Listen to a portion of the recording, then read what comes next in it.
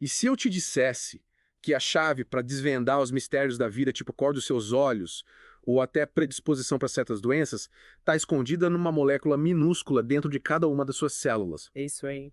Prepara para mergulhar no mundo fascinante do DNA, o código secreto da vida. O DNA é como um manual de instruções gigante que carrega todas as informações para construir e manter um organismo. E acredite, esse manual é muito mais complexo e fascinante do que qualquer livro de ficção científica que você já leu. A estrutura dessa molécula é o que me deixa mais intrigado. Como algo tão pequeno pode conter tanta informação. É como se a receita da vida inteira coubesse dentro de um grão de areia. A resposta está na estrutura engenhosa do DNA, a famosa dupla hélice. Imagine uma escada em espiral onde os degraus são formados por unidades chamadas nucleotídeos. Nucleotídeo. Cada nucleotídeo é composto por um açúcar, um fosfato e uma base nitrogenada. E essas bases nitrogenadas são tipo alfabeto da vida certo. Lembro vagamente de ter estudado isso no colégio. A TCC. Exatamente. Adenina, timina, citosina e guanina. Essas 4 letras formam a linguagem do DNA e a sequência delas determina as características de cada ser vivo. A combinação específica dessas bases define tudo, desde a cor dos seus olhos até a sua predisposição a certas doenças. Então, se a gente conseguisse ler essa sequência, a gente poderia prever tudo sobre a pessoa. Tipo, viraria um vidente genético. Em teoria, sim. Sério. Mas a realidade é bem mais complexa. A interação entre os genes e o ambiente é fundamental para determinar as características de um indivíduo. Além disso, o genoma humano é enorme com bilhões dessas letras. Desvendar todos os seus segredos ainda é um desafio para a ciência. Mas e a replicação do DNA? Como o nosso corpo garante que cada célula receba uma cópia perfeita desse manual de instruções? É como copiar um livro gigantesco à mão sem errar uma vírgula. É um processo incrível.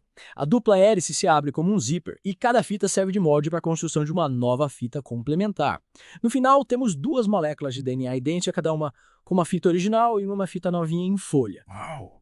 É como se a gente tirasse uma xerox da receita original e distribuísse para todas as células. É uma boa analogia. Mas me fala mais sobre esse tal de RNA, ele é tipo um primo do DNA. Qual a função dele nessa história toda? O RNA é como um mensageiro que leva as instruções do DNA que fica protegido dentro do núcleo da célula para a fábrica de proteínas que fica no citoplasma. Ele é uma cópia simplificada do DNA, uma fita simples que carrega a mensagem genética para fora do núcleo onde as proteínas são fabricadas. Então o DNA é o chefão que guarda a receita secreta, o RNA é o mensageiro que leva a receita para o cozinheiro, e as proteínas são os pratos deliciosos que resultam dessa receita. Uma analogia deliciosa. E para entender como essa receita é traduzida em proteínas, precisamos falar sobre o processo de transcrição. Espera um pouco. Antes da gente mergulhar na transcrição, me explica uma coisa. A cópia do DNA é sempre perfeita. E se acontecer algum erro durante esse processo? Ótima pergunta. Nem sempre a cópia é perfeita. Às vezes ocorrem erros, as famosas mutações, que podem alterar a sequência de bases nitrogenadas no DNA. Eita, mutações. Lembro de ter visto isso em filmes de super-heróis. Mas falando sério, essas mutações podem causar problemas. As mutações são como um jogo de azar. Podem ser benéficas, neutras ou prejudiciais. Em alguns casos, as mutações podem causar doenças genéticas. Mas, por outro lado, elas também são o motor da evolução, a força que impulsiona a diversidade da vida. Caramba. Então as mutações são como um tempero especial na receita da vida. Isso. Podem dar um toque exótico, estragar tudo ou criar um novo sabor incrível. Exatamente. As mutações são a fonte da variabilidade genética, o que permite a adaptação das espécies ao ambiente em constante mudança. Sem mutações, a vida na Terra seria muito monótona e provavelmente não teria sobrevivido aos desafios ao longo de bilhões de anos. Que fascinante. Mas pensando bem, as mutações não são meio aleatórias. Como a gente pode saber se uma mutação vai ser boa ou ruim? Aí que entra a seleção natural. Os organismos com mutações vantajosas têm mais chances de sobreviver e se reproduzir, passando essas características para os seus descendentes. É como se a natureza fizesse um teste cego com as mutações, e só as mais saborosas acabam sendo incorporadas ao código da vida. E os humanos também somos produtos dessas mutações, ou seja, somos resultado de bilhões de anos de erros e acertos da natureza. Com certeza.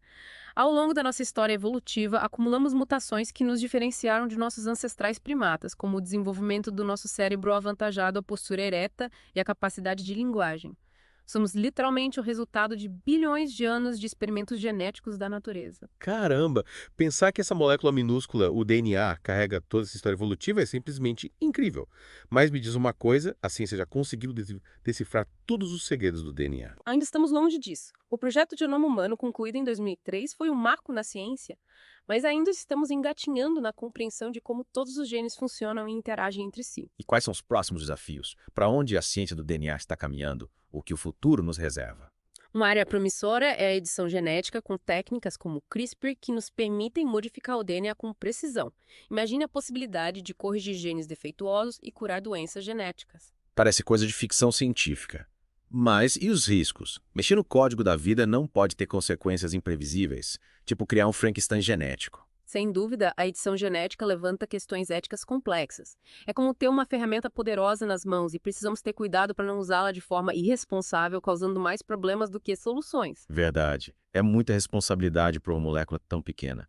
Mas, falando em responsabilidade, o que a gente pode fazer no dia a dia para cuidar do nosso DNA? Tipo, existe uma dieta especial para o DNA. Manter hábitos saudáveis, como uma alimentação balanceada prática de exercícios físicos e evitar o excesso de álcool e tabaco, são atitudes que ajudam a proteger nosso DNA de danos. É como cuidar de um jardim. Se a gente não regar, adubar e proteger das pragas, as plantas não vão florescer. Ou seja, cuidar do corpo, cuidar do código da vida. É isso. Faz todo sentido. Mas voltando ao RNA, a gente parou na transcrição, lembra? Como essa mensagem genética é copiada do DNA para o RNA? É tipo um Ctrl plus C, Ctrl plus V. Na verdade, é um processo bem mais sofisticado que um simples copiar e colar. E para entender como funciona, precisamos mergulhar um pouco mais fundo no mundo microscópico da célula. Então vamos lá. Preparem-se para a parte 2 do nosso mergulho profundo no DNA. De volta ao The Deep Dive. Ficamos de explorar a transcrição, esse processo que garante que a informação do DNA chegue à fábrica de proteínas da célula. É como se a gente tivesse a receita original guardada num cofre e precisasse de uma cópia para levar para a cozinha certo. Exatamente. Mas em vez de um xerox simples, a célula usa um processo bem mais elaborado para transcrever a mensagem do DNA. Me explica como funciona essa impressora molecular. Imagina a enzima RNA polimerase como uma espécie de escriba molecular.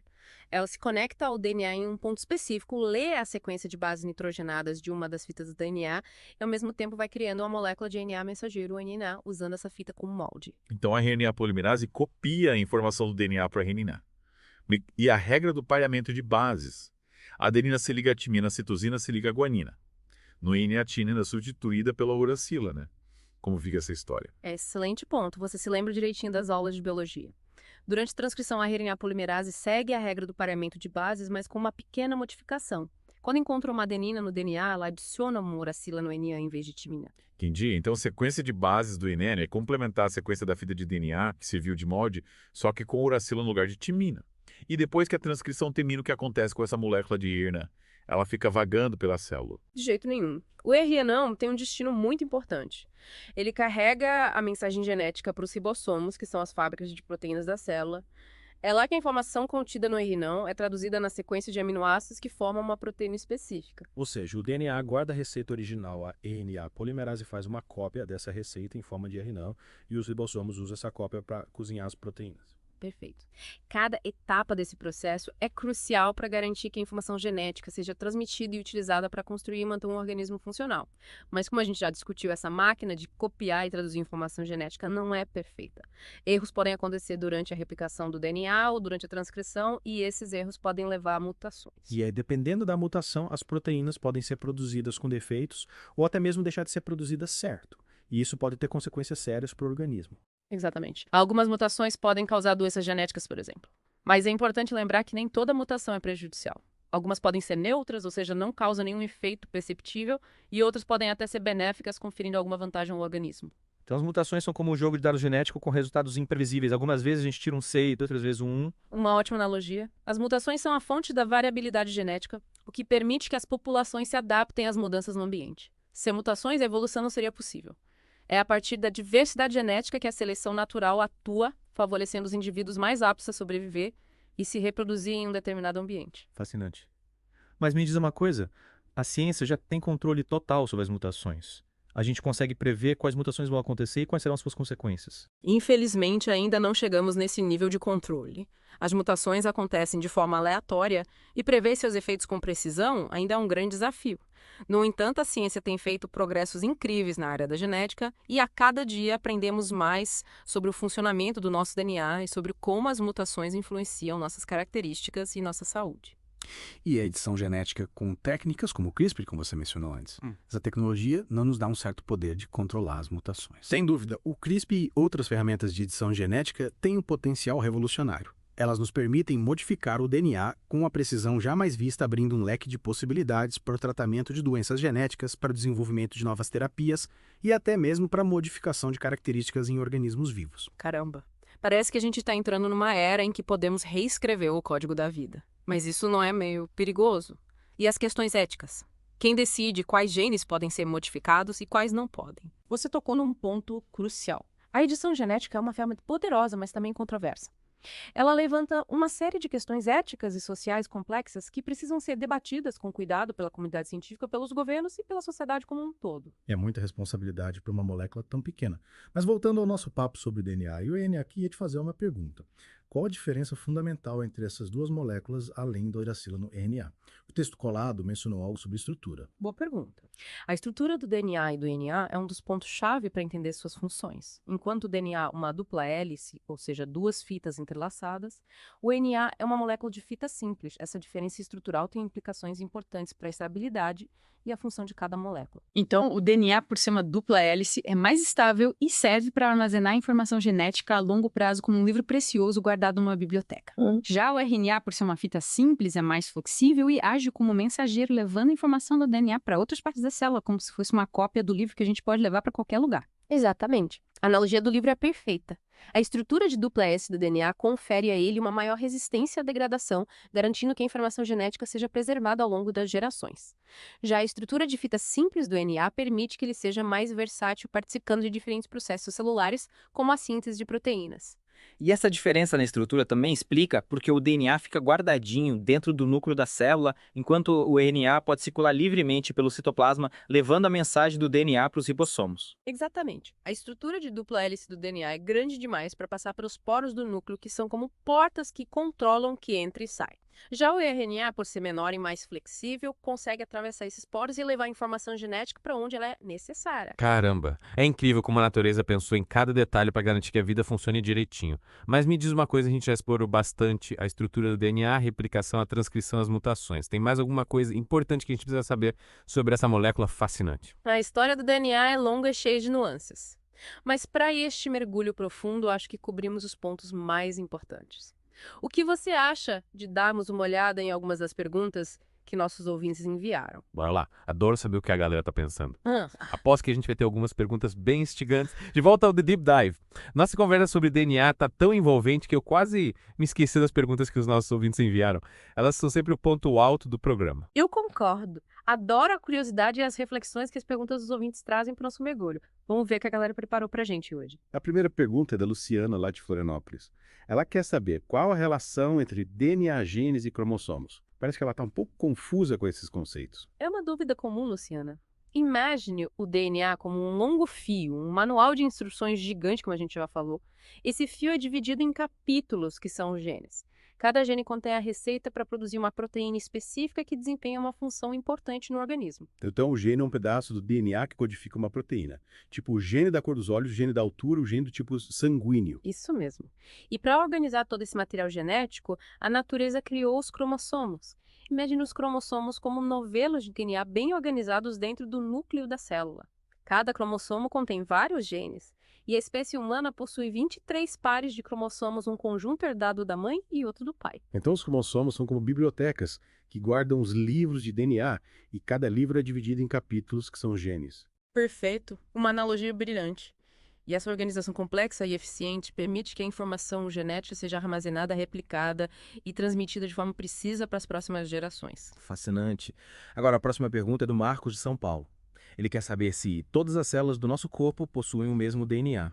Ótima pergunta, Marcos. A resposta é sim. Todas as células do nosso corpo, desde as células da pele até os neurônios do nosso cérebro, possuem o mesmo DNA, com exceção dos gametas, que são as células reprodutivas. óvulos e espermatozoides. Mas se todas as células têm o mesmo DNA, como elas se diferenciam e desempenham funções tão distintas? Como o neurônio sabe que ele tem que transmitir impulsos nervosos enquanto uma célula muscular sabe que tem que se contrair? Essa é a mágica da expressão gênica. Nem todos os genes são ativados ao mesmo tempo em todas as células. A expressão gênica é o processo pelo qual a informação contida nos genes é utilizada para produzir proteínas. E esse processo é regulado por uma série de fatores como sinais do ambiente, hormônios e até mesmo a idade da célula. Então, cada tipo de célula lê apenas os genes que são relevantes para sua função específica.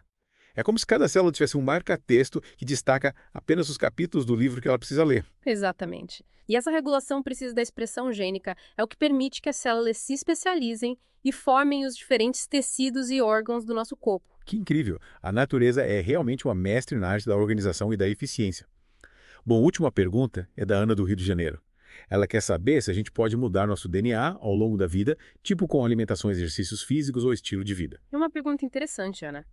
A sequência do nosso DNA, ou seja, a ordem das bases nitrogenadas, é basicamente a mesma desde o nosso nascimento. No entanto, estilo de vida pode influenciar a forma como os genes são expressos, ou seja, como a informação genética é utilizada para produzir proteínas. A gente não muda a letra do nosso DNA, mas a forma como ele é lido pelas células. É como se a gente pudesse mudar o tom de voz na hora de ler um livro, dando ênfase a certas palavras ou frases. Perfeito. A alimentação, o exercício físico, o estresse, o sono, tudo isso pode influenciar a expressão gênica e, consequentemente, a nossa saúde e o nosso bem-estar. É por isso que é tão importante adotar hábitos de vida saudáveis. Ou seja, a gente não tem controle total sobre o nosso DNA, mas podemos modular a forma como ele se expressa, cuidando do nosso corpo e da nossa mente. Que mensagem poderosa para encerrarmos o nosso mergulho no mundo do DNA. Concordo. Cuidar da saúde é cuidar do nosso código da vida, garantindo que a sinfonia do nosso DNA seja executada da melhor forma possível. E com essa bela metáfora musical, chegamos ao fim de mais um The Deep Dive. Esperamos que vocês tenham curtido essa viagem ao mundo microscópico do DNA, desvendando seus segredos e compreendendo a sua importância para a vida. Continuem curiosos, buscando conhecimento e questionando o mundo ao seu redor. A ciência está em constante evolução e a cada dia novas descobertas nos aproximam da compreensão dos mistérios da vida. Até a próxima, mergulhadores do conhecimento.